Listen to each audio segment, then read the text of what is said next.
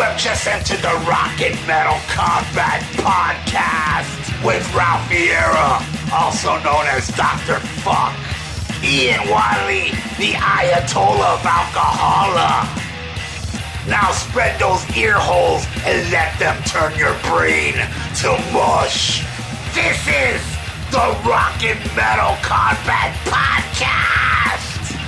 Hey everybody, it's me, Dr. Fuck from Thrasher Eye with the second episode of Darklight. I'm here with Ian. How you doing? Pretty good.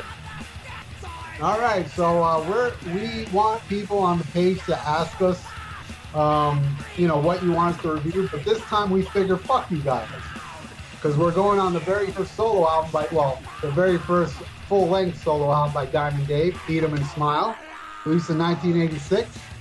And before I get into it, I want to have, just like before we get into the songs, I want you all to tell me your first impression of it. First thing I heard from it was Yankee Rose, of course, and it was everything I hoped for. I was still really bummed out about, my favorite band breaking up, but man, I heard that guitar, and then you hear Dave, Guess Who's Back in Circulation. I was like, this is exactly what I wanted. They're going to out Van Halen, because I'd already heard, the shit fest that is 5150, and I couldn't have been happier. I was like, oh man, he's got a stellar band. Another guitar god was Steve Vai, who I'd known through my father actually, because he was a huge Zappa fan, and my dad had the records that he played with on Zappa, and also, Greg Bissonette, Billy Sheehan on bass. I mean, just you can't fuck with that band. Okay, so my first impression was the world premiere video of Yankee Rose. And just to show you how life is so unfair, when I first saw this video, I was like, oh, fucking Van Hagar, you're done. And then, but what happened was, Eat 'Em and Smile, I don't know, maybe you have information, but I remember it was, I think it hit number 4 or something on the Billboard charts, which is still respectably good, but 5150 hit number 1, and I believe, I could be wrong, but I think 5150 sold more, which means this world sucks. Cannot tell what's better, Van Halen or Daily Roth. Oh, I'm going to go with Van Halen because, they're an institution. Fuck you. Roth took the magic of Van Halen and just oozed it all over Eat 'Em and Smile. It's a pissed off album. To me, it's way better than 1984. It has the hunger, the fire, and how can you go wrong? I remember when hearing Steve Vai and Billy Sheehan was in the band, I was like, oh my God, this is going to be monstrous. And I swear, man, when I heard the album, it was exactly what I was expecting. A kick-ass fucking rip-roaring fucking album. And let me just go right down the line with Yankee Rose, the leading track and the leading video. Just bombastic and killer and kick-ass. And, you have a little bit of everything in that song. You have a little bit of the bass line and Steve Vai telling, mimicking what Dave is saying, and it's just a smoking fucking song. I love that. Then we have Shy Boy, which I was already aware of Shy Boy from the band Talus. I have the live album of Talus, and I have the studio version too of Talus, and they released the Billy Sheehan Years, which I highly recommend. It's on CDs, Talus, Billy Sheehan Years, which is half live and half studio. Dave's version completely blows it away. And just last month, I saw the Winery Dogs, which has Billy Sheehan, and they ended the show with Shy Boy, which was badass. And I saw, Billy Sheehan sang it. And quite a few years ago, I went to one of those G3 concerts where Steve Vai had Billy Sheehan up there, and they opened the show with Shy Boy. So it's probably, I don't know if it's my favorite song, but it's damn close to being my favorite song. It's easy. It's kind of like a more rocking version of Just a Gigolo. I love that song. I love every song on this album. Ladies Night in Buffalo, a little more mid-tempo. Probably my least favorite on the album, but it's still an awesome song, which shows you how good this album is. Going Crazy, really cool. And there's a video on YouTube of the Spanish version, which I don't know, a lot of people don't know this, is that Eat 'Em and Smile was released in Spanish. The whole album, which I own on both vinyl and CD, is called Sonrisa Salvaje. And they made a video for Going Crazy, I think it's called Huevo Loco on YouTube. You can check it out. It's funny to hear Dave sing in Spanish. and he sings the whole album in Spanish. And again, great catchy song. Then we flipped the album over to Tobacco Road, which is an awesome cover. I put it up there with their cover of Ice Cream Man, even though I never heard the original version of Tobacco Road. Though I've heard the original version of Ice Cream Man, it's night and day. Great cover song. Elephant Gun, maybe my favorite. And if you look on YouTube, I made a video for that song. Yeah, that's probably my favorite song on this album. Elephant Gun and Shy Boy. Big Trouble is awesome. Again, it's the brilliance of Dave's lyrics is all over Big Trouble. Bump and Grind, damn, Bump and Grind is probably my favorite too. It's about a three-way tie. Bump and Grind I really love. It's a sleazy, let's fuck type song, but it's fun. And then That's Life, the cover of Frank Sinatra. And I don't mind Frank Sinatra out there, but I think David Lee Roth is way better. Hipsters out there can kiss my fucking ass. Roth is 100 times better than Frank Sinatra, Sammy Davis Jr., and your dad all rolled into one. Eat 'em and Smile is a fucking classic. It's a 10 right across the board. Every fucking song rules, and if you don't agree, you're an idiot. Take it, Ian. All right, this is definitely Dave's best solo album. Yankee Rose, what a way to come out the fucking gate and just say, I own your ass. I'm going to take all the magic and all the fun from Van Halen and put it into my new band. And it's exactly what he did. Where they just went and played it safe with 5150 and did, basically a Loverboy album. Yeah. Dave took that spirit. I mean, and there it is, musically, lyrically, the video. I mean, just the two videos that he did, Yankee Rose and Going Crazy. Just awesome. I mean, it shows you what an entertainer he really is. Next one, Shy Boy. I mean, that's just badass. That bass.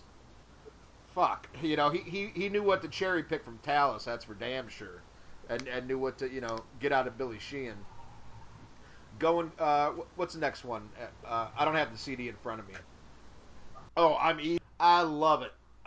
That's just got that, that Dave swagger, that almost Big Bad Bill of Sweet William, kind of in that vein, just a different kind of, not afraid to be different and just be himself.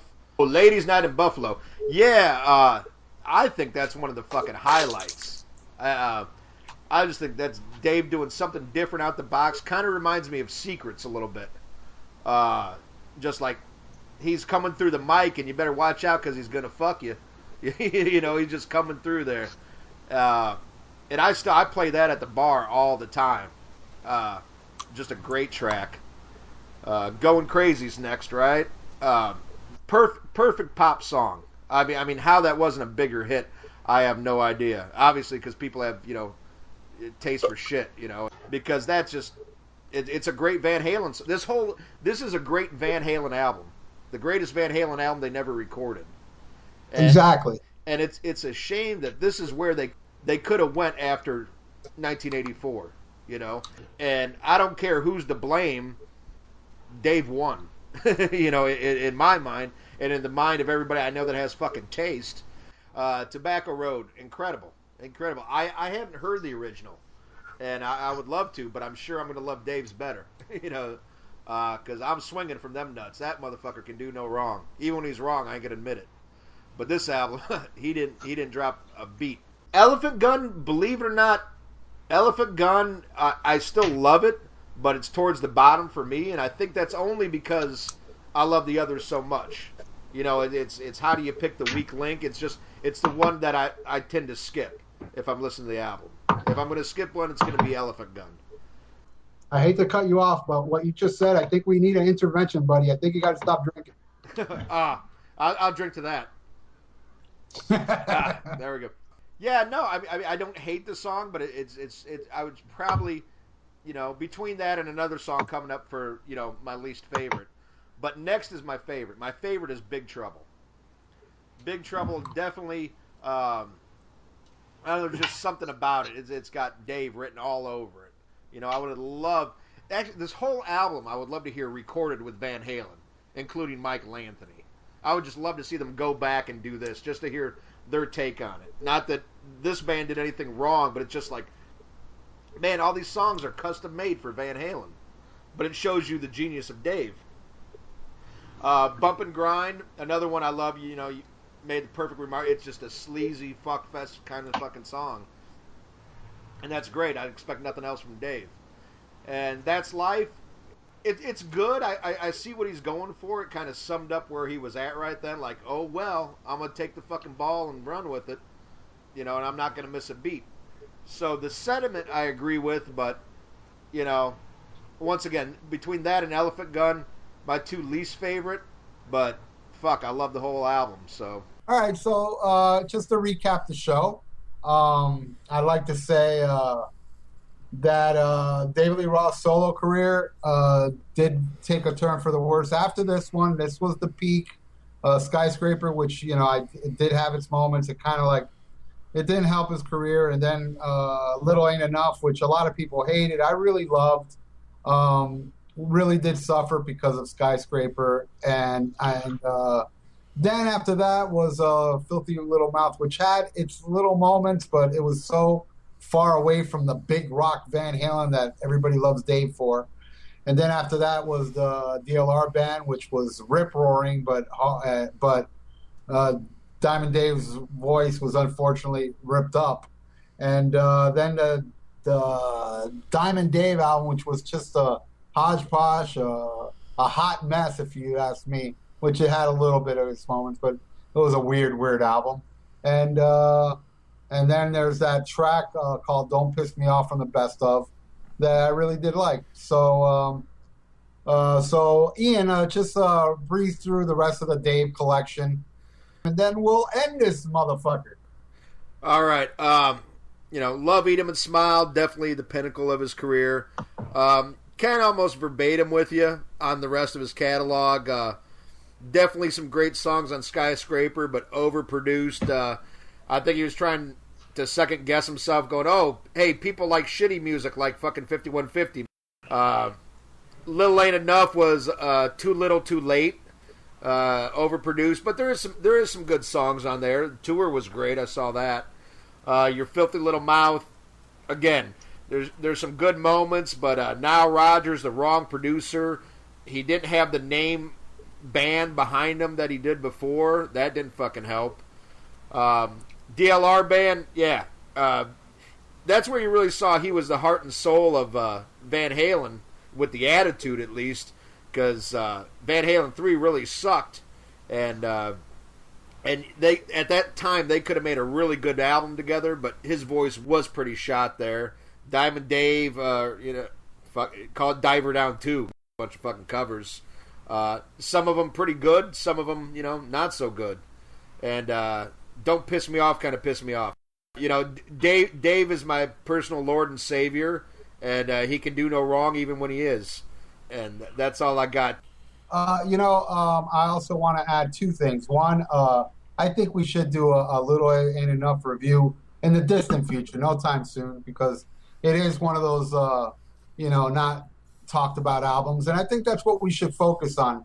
Not talked about albums. Either we hate it or love it. We should talk about albums that aren't discussed much, so we can be a little bit aside from the norm. And there is another David Lee Roth release that I forgot to mention. I'm not sure if you own it or not, but I do. It's called Strumming with the Devil. Are you aware of that one? Oh, you had to bring that shit up. Oh, man. Oh, shit. I do remember. I own it because, Amazon, this is a little tip for anybody out there. Amazon, you can get cheaper stuff on Amazon than eBay. And I found Strumming with the Devil for 1 penny. Yeah, it was like $2 shipping, whatever. But there's a lot of stuff on Amazon you can find for a penny. And I found not only Strumming with the Devil, I also found on CD for 1 penny the Spanish version of Eat 'Em and Smile, which I also ended up buying. And the Diamond Dave album is for a penny. I don't know about now. I'm sure it's maybe less than a penny. Maybe it's minus 2 pennies now. Anyway, Strong with the Devil, I bought it because, I am a completist. And I put it on, and to tell you the truth, I remember it was like bluegrass and it was country-ish. And I haven't put it on since. And I should revisit it because I really don't remember. I remember I didn't like, obviously I didn't like it if I never listened to it more than once. But maybe I should go back and give it another listen. So then maybe I can do a personal little review on my personal little channel thing. I don't know. Revisiting Strumming with the Devil is like revisiting being a little kid and getting soap in your piss hole. There's no need to do that. That shit burns. It's horrible. You know, fuck Amazon. If you want something disgraceful like that, I'll send you a picture of my mullet from 6th grade. You know, no need to go back. That shit didn't happen. So next time we're going to get together, we're going to talk about what I think is like the most controversial, well, maybe not controversial, but the most divided Led Zeppelin album. That and I guess Presence you can put into that category as well. But I think In Through the Outdoor is even more divided than Presence because there's a lot of fanatics of Presence. And I haven't met one fanatic of Into the Outdoor yet. But we will see what we think about it. So till next time, do you have any closing statements? Yeah, I'm spent. This is Dark Light. Goodbye.